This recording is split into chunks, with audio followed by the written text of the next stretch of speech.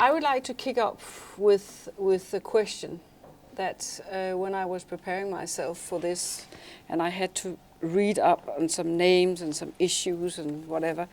Sorry. And then I thought, there's one thing that strikes me when I look at the composition of what's going on, and that is the broader the coalition,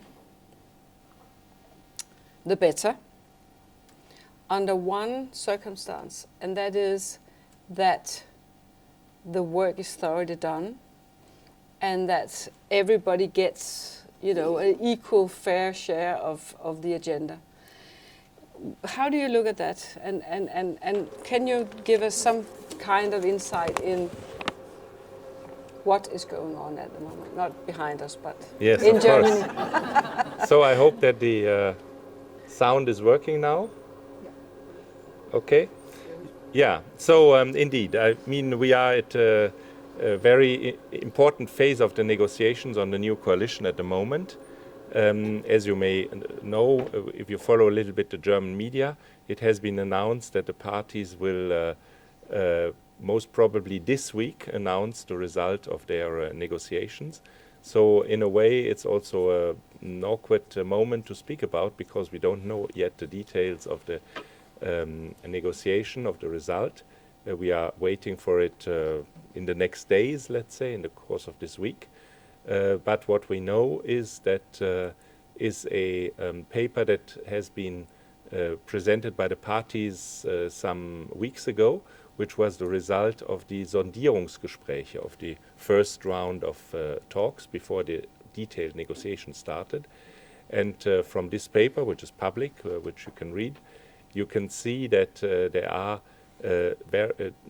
three very important messages that can already be said now. The first one is that the new German government will be an internationally minded government. So it will be a government that plays a big, that gives a big importance to international cooperation, that gives a big importance to the multilateral world, to the well-functioning of multilateralism. The second one is that it will be a pro-European government that continues to put emphasis on the importance of the European Union and that wants to develop further the European Union, of course, on the basis of the acquis that we have, including the acquis in the financial issues, but going from there and developing it further. That's a subject we can for sure discuss about. And to do that also in close cooperation, continue to do that in close cooperation with France, because the Franco-German relationship is of fundamental importance in the European Union. I can explain this also a little bit later on if this is of interest. And the third issue that we can take for granted with the new German government is that no one of the parties that compose it have populistic pulses, and that's already something which is not absolutely normal in today's world, and a thing that we can really be glad about. Yes, I couldn't agree more. And then I hope also, if you look at the composition, that also the climate agenda, it must still be really top of mind. Or how do you see that? Is that what is the battle going to be? Around financials, climate issues. Let's have that angle first. How do you see that? Yes, of course, climate issues will be a very important issue. Because not only, by the way, because the Greens are part of this government, which attach the uttermost importance to this issue, but I think because also the other parties are well aware that climate is an issue and are supporting the goal of achieving the Paris Agreement goals. Of course, we do not know the details yet, and I cannot tell more than it is known. Of course, we have no insider information on the result of the negotiations, but it looks as if there, at least that's what the press says, that there will be a climate ministry, a very strong ministry, which would be headed by a green minister, and which would be responsible to put into practice the climate goals, the Paris goals. For me, at least, it seems as if the idea of having social democrats, Greens, and liberals, just as this in this moment of time, where we know that if you sort of look away from social issues and don't look after your population, then you end up with a Brexit situation. And then we have the climate, which is of course on everybody's agenda, but we do also need the trade, the startups, the energy out of the liberal thinking. How do you think that balance? How do you value that or look at it? Or perhaps that is being anything else than populistic. Yes, it is absolutely not populistic, that's for sure. Of course, the composition of the new government is a result of the elections, and it would be perhaps going too far to see some Hegelian Weltgeist in it, to see that now this coalition comes up. But it's true that there is some reason to it, and it's really the right thing, I think, for the right moment, because, as you say, there are important aspects that come together in this government. Of course, the climate issue is a most important thing at the moment, so that this is well represented. The social issues with the Social Democrats, but not only, and all this on the basis of the market economy, which after all was the basis of the German success after the war. Don't forget that the German success is based on Wohlstand für alle by Ludwig Erhard, and on the very market-oriented approach that has always been conducted by all government, after all, during the Second World War. This is the basis of the German welfare system, the basis of the German Leistungsprinzip, the Leistungsgesellschaft, and all this together makes a very good mixture. You know well that I'm a board member of Allianz, one of the world's largest insurance company, and it's German, of course. The name explains it. And what I always found is in big companies nowadays, we always talk a lot about the ESGs, the environmental, the social, and the governance.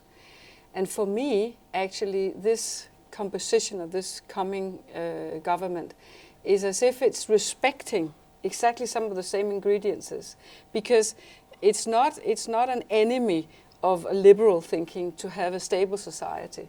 It's definitely not an enemy to have a more green society. That's probably survival more than anything else. Could you see that, perhaps this is wishful thinking, I'll admit that, but could you see that composition of a government actually also be inspirational for other countries in Europe? I mean, it's difficult, of course, to have an inspiration of a government for other countries of Europe, because all governments are formed by the result of the elections in the respective societies. But it's true that, as we said, the important elements are in, and if that can be as an inspiration, it would be a good thing. But of course, there's no direct link in between. No. And as I said, I mean, it really reminds a little bit of Hegel and the Weltgeist who comes then. Definitely. Let's turn I wouldn't go so far. Yeah. No.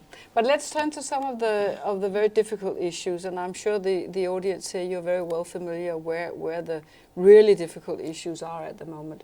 And let's start where I personally find all the dilemmas are just piling up. We have now people standing at the outer borders, some of them tiny children, all of them something we could name refugees, even though we don't really know the sort of the contents that they stem from, but let's call them refugees. We all know that they have been misused by Belarus and Russia. We don't know how the blend is. And here we are. What do you see, as much as you can give us your perspective, what do you see is the solution to this? And you know well, but I'll just enlighten you also that I was always a big fan of Merkel. I'll have to admit that. And I see faults, but I even also thought that her Wir schaffen das was not necessarily a bad thing. But now we are here, about 7 years later. How do you think about this situation? How do yes, we go that's by here? a very difficult situation. It's a real moral dilemma we are in, and I don't think there are quick solutions. I mean, if I had the solution, it would be marvelous, but I don't think that the solution exists. We have to deal with the situation as it is. We have to try to find a European solution. I think that's very important. And this is a good example of a problem that is just too big for one individual member state of the European Union, especially as the European member states are rather small by nature. And I'm not speaking only of people of countries that have 0 to 10 million people, but I'm also speaking of those that have 60 or 80 million people, because this is still small by world standards. And in the context of the 21st century, this rough environment we are heading towards, it's very important to be together inside the European Union, to have shelter there, and I think a solution has to be also found at the European level. Yeah. And if you should try and guess from your experience and your idea of what this government will bring to the table, where do you see them position themselves? Are they sort of Merkel 2.0 on this, or would they think about this completely differently? I don't know if the expression Merkel 2.0 is a good one. I don't think a new government, which is also composed by other parties, can be a 2.0 of anything. I think they will, of course, develop new approaches, but I think the approaches will not be fundamentally different from what we have seen before. At least there will not be a denigration or denial of what has been done in the Merkel time, but it will rather be a continuation and a development and further development. And there, of course, it's a how can I say, recognition of the fact that this is difficult and there's not one size fits all solutions. And then it's about, I guess, a kind of diplomacy within the European Union. But do you think that's going to be fast enough and thorough enough? Where does it take our values? Yes, fast enough or not fast enough, I don't know. I mean, the problem is that we don't really have another opportunity, another possibility. So it's always nice to, if you are in a ideal world, to draw yourself an ideal world where every problem could be solved immediately and decision making is short. But we have to cope with the real world we are living in, and so we have to keep also with all the different sensitivities that exist in the different countries, Poland, but also Germany and others. And you have to bring all this together. There is no use of trying to force something on another country inside the European Union. That's not how the European Union works. The European Union works only by compromise. Yeah. You always have to find a solution that in the end fits everyone inside the European Union.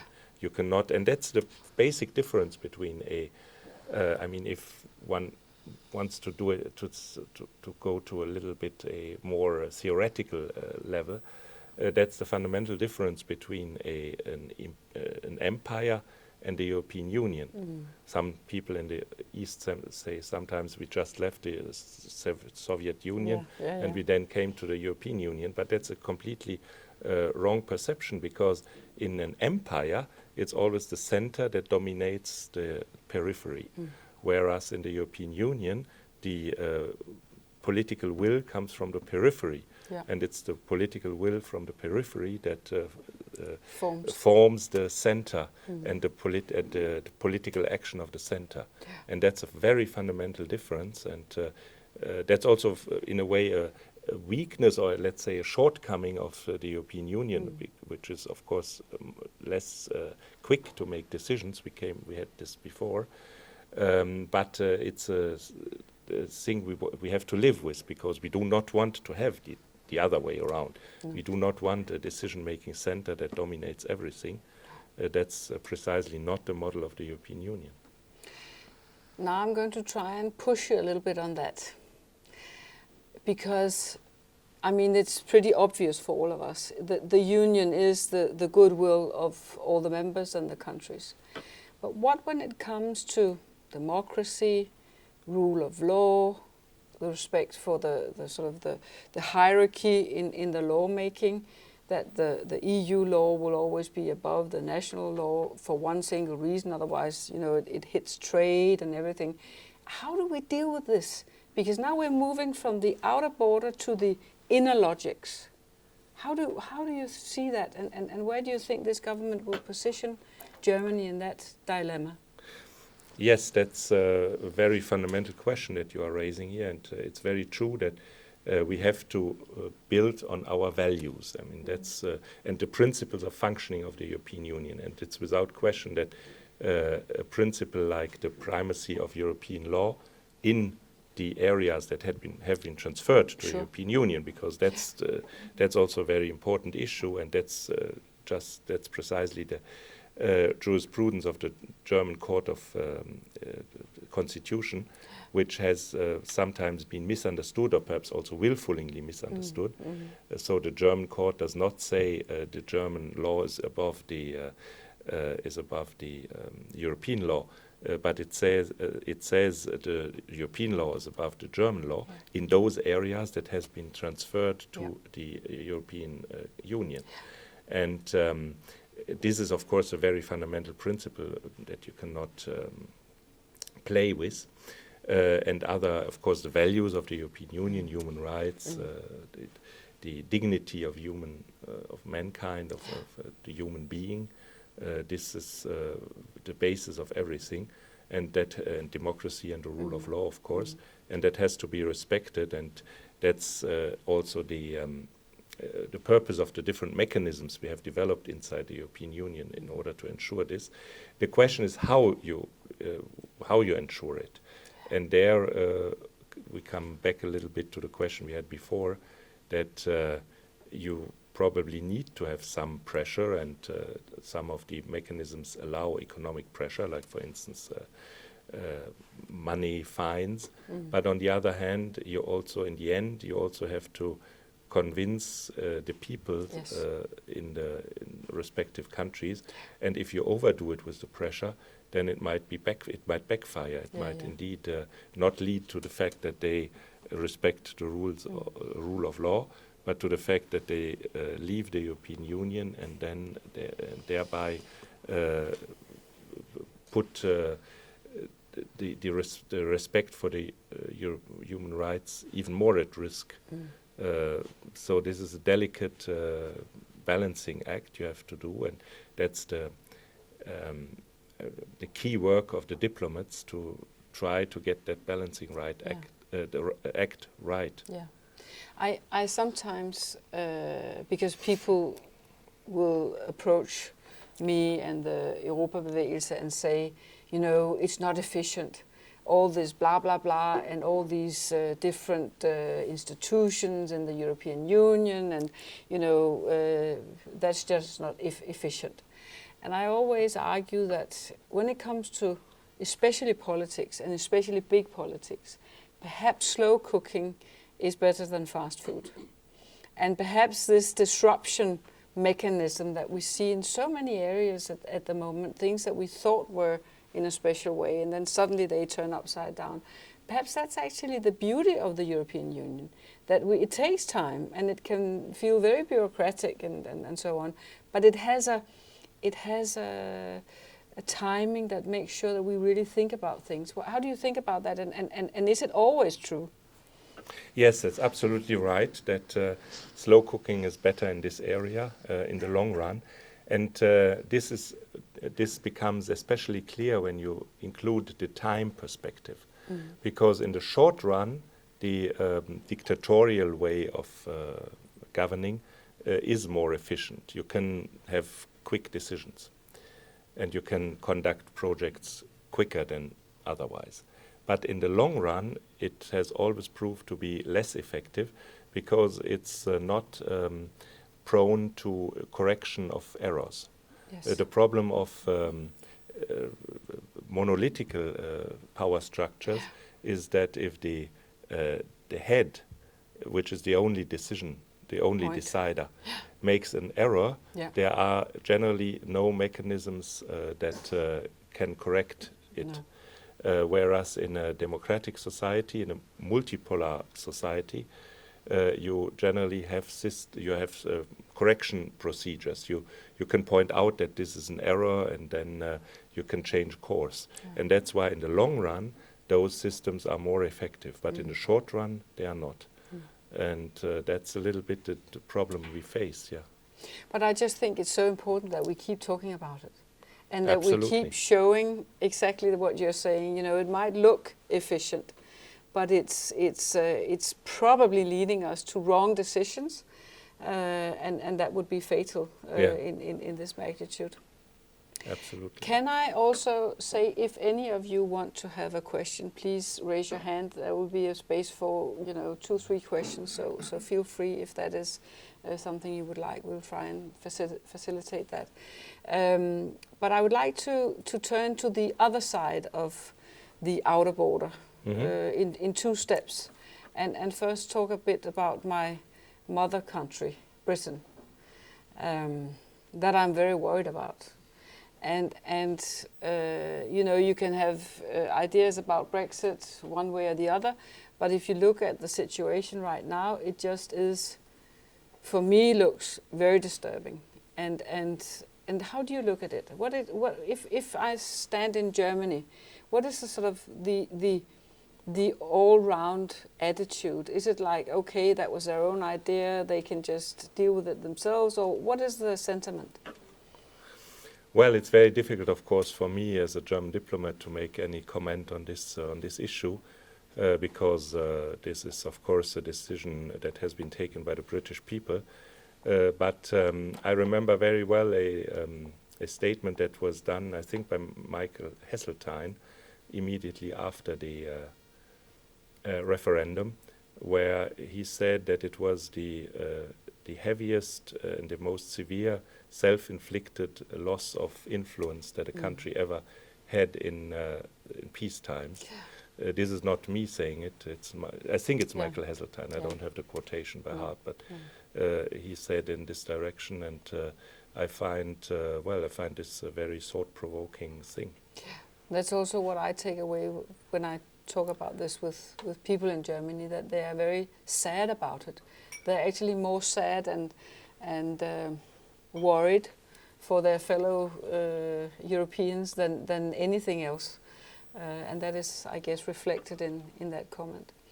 Yes, and it comes a little bit back to what I've said earlier already, that in this rough world of the 21st century, which is definitely becoming rougher and rougher. It started in 2008 with the invasion of Georgia. There was then the events around Ukraine and the Crimea in 2014, and now the influence of China as well.